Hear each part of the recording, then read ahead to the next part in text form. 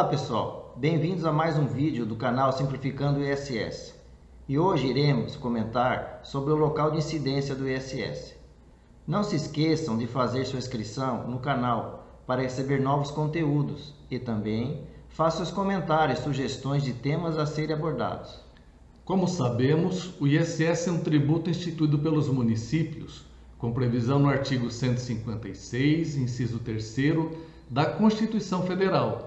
E existe uma regra matriz de incidência tributária, que é uma norma jurídica tributária em sentido estrito, ou seja, descreve os fatos e estipula os sujeitos da relação.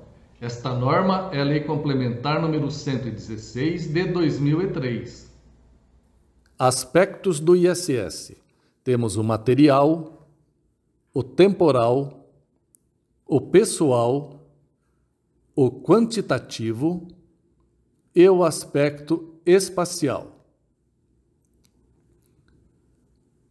O aspecto material determina o que é considerado como prestação de serviço tributável pelo ISS, conforme lista de serviços da Lei Complementar 116 de 2003, exceto os tributados pelo ICMS definidos em lei complementar.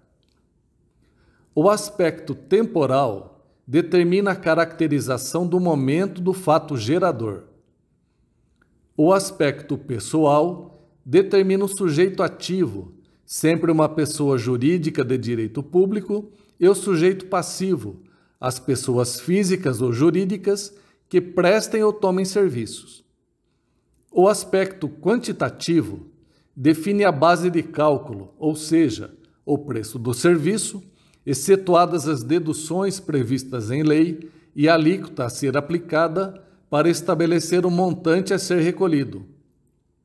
E, finalmente, o aspecto espacial, que é o princípio da territorialidade da lei tributária, ou seja, onde efetivamente é devido o tributo, sobre o qual iremos hoje comentar.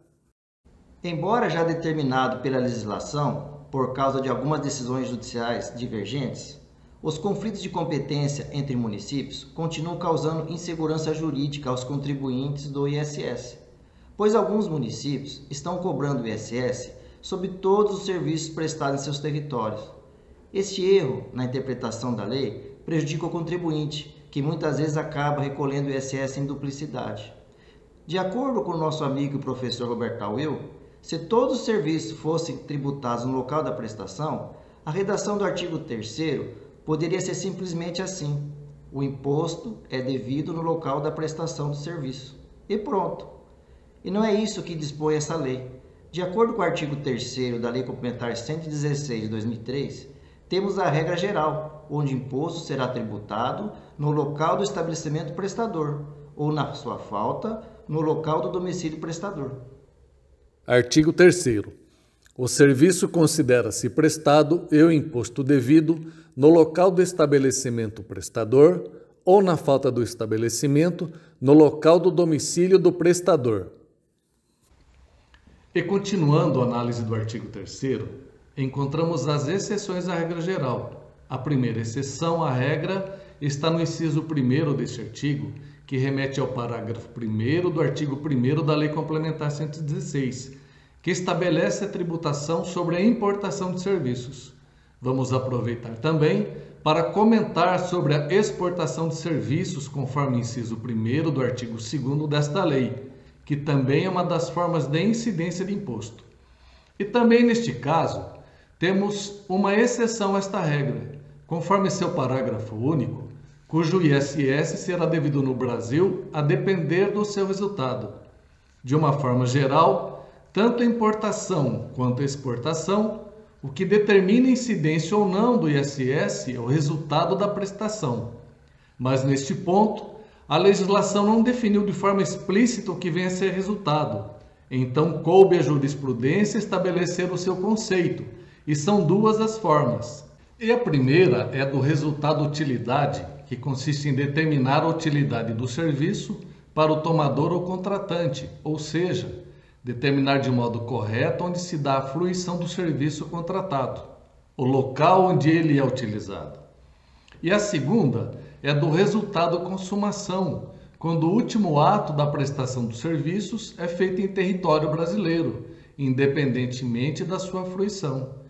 De acordo com o STJ, ao concluir o recurso especial número 831.124 do Rio de Janeiro, o serviço de reparo e revisão de motores e turbinas de aeronaves para clientes do exterior não configura exportação de serviços, pois o objetivo da contratação, o resultado, que é o efetivo conserto do equipamento, é totalmente concluído no nosso território, e que a prestação do serviço inicia-se, desenvolve-se e conclui-se o serviço dentro do território nacional. Com relação à importação de serviços, muito tem se questionado sobre a inconstitucionalidade desta incidência do ISS, e para conhecimento, o Tribunal de Justiça de São Paulo decidiu que é constitucional a sua incidência na importação de serviços. Então, se os serviços são fruídos no território nacional, haverá incidência do ISS. E como é recolhido o ISS? Ele deverá ser retido pelo tomador, tendo em vista que o prestador do exterior não está sujeito à legislação brasileira. Então, de acordo com o parágrafo 2º do artigo 6º da Lei Complementar 116, passou a responsabilidade do recolhimento ao tomador ou intermediário do serviço, devendo ser recolhido no município no qual estiver estabelecido ou domiciliado. Sobre a incidência de ISS na importação de serviços, como exemplo, uma empresa brasileira que toma serviços de empresa sediada na Austrália, que elabora projetos de engenharia. Se a obra for realizada no exterior, não há que se falar na incidência de ISS. Por outro lado, se a obra for realizada em solo brasileiro, deverá ser retido pelo tomador o ISS de acordo com a alíquota praticada no município em que estiver estabelecido ou domiciliado. Para exportação de serviços, o entendimento é o mesmo, de acordo com a análise do resultado de fruição do serviço. Se o resultado for em território brasileiro, haverá incidência de ISS. Do contrário, não haverá incidência. A segunda exceção à regra estabelece que o ISS será devido no local da prestação ou execução dos serviços, que estão previstos nos seguintes incisos. Inciso 2, subitem 305, inciso 3, subitem 702 e 719, inciso 4, subitem 704, inciso 5, subitem 705, inciso 6, subitem 709, inciso 7, subitem 710, inciso 8, subitem 711, inciso 9, subitem 712, inciso 12, subitem 716, inciso 13, subitem 717, inciso 14, subitem 718, inciso 15, subitem 1101, inciso 16, subitem 1102, inciso 17, subitem 1104, inciso 18, item 12, exceto o subitem 1213, inciso 19, item 16, inciso 21, subitem 1710 e inciso 22, item 20. Como exemplo, um serviço de construção civil previsto no subitem 702 da lista de serviços, em que uma empresa sediada em Belo Horizonte contratou uma empresa sediada em Campo Grande para executar o serviço em Porto Alegre. Desta forma, o ISS será devido em Porto Alegre, porque o subitem 702 remete ao local de execução da obra.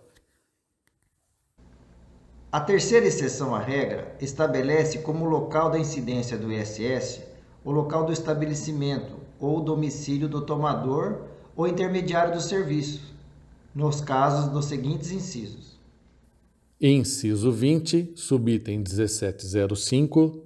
Inciso 23, subitens 422, 423 e 509. Inciso 24, subitem 1501. E inciso 25, subitem 1004 e 1509. Como exemplo, um serviço de colocação de mão de obra, previsto no subitem 1705 da lista de serviços, em que uma empresa sediada em Salvador contratou uma empresa sediada em São Paulo para executar o serviço em Florianópolis. Neste caso, o ISS será devido em Salvador, porque o subitem 1705 remete ao local do estabelecimento do tomador. Importante ressaltar que, com relação aos incisos 23 a 25, até o momento da edição deste vídeo, a eficácia do artigo 1º da Lei Complementar 157 de 2016, que modificou a Lei Complementar 116, está suspensa pelo STF por meio da DIN número 5.835 e também tramita no Congresso Nacional projetos de lei que dispõem sobre o assunto e que comentaremos no momento oportuno. Temos que ficar atentos também ao artigo 4º, cujo local de incidência do imposto será alterado caso o contribuinte preste serviço e que neste local configure unidade econômica ou profissional, independentemente de sua denominação. De acordo com o referido artigo, para identificar o estabelecimento prestador, é necessária a existência de dois fatores. Primeiro, o desenvolvimento da atividade prestadora de serviços de forma permanente ou temporária. E segundo, que configure unidade econômica ou profissional. Esta identificação do estabelecimento prestador é um conjunto organizado com poderes decisórios e é indicada pela conjugação parcial ou total de pelo menos dois elementos no município, onde os serviços são prestados. Primeiro, estrutura organizacional ou administrativa. Segundo, inscrição nos órgãos previdenciários. Terceiro, indicação como domicílio fiscal para efeito de outros tributos. Quarto, permanência ou ânimo de permanecer no local para exploração econômica de atividade de prestação de serviços, exteriorizada através da indicação do endereço em impressos, formulários ou correspondência, contrato de locação de imóvel, propaganda ou publicidade, ou contas de telefone, energia, água em nome do prestador, com devido registro em algum órgão público local. O simples deslocamento de recursos humanos ou materiais não impõe sujeição ativa ao município onde o serviço é executado. A simples prestação de serviço na sede do contratante não equivale ao estabelecimento prestador, conforme manifestações do STJ. Até porque a redação do referido artigo traz a palavra desenvolva e não a palavra executa, cujos sentidos são completamente diferentes. Importante também é o prestador de serviços que se desloca a outros municípios para prestar o serviço, verificar se naquela localidade tem a previsão legal de inscrição no CEPOM, Cadastro de Empresas Prestadoras de Serviço de outros municípios, nos moldes já efetuado pelo município de São Paulo, pois se não o fizer, o ISS será retido e poderá ser penalizado em recolher o ISS em duplicidade por falta de cumprimento desta obrigação acessória. E para finalizar nosso entendimento, vem ao encontro com o do Dr. Roberto Tawil, que diz: enquanto vigorar a lei complementar atual e essa não for considerada inconstitucional, somos obrigados a segui-la. É só, pessoal. Continue fazendo sua inscrição em nosso canal de YouTube. Obrigado.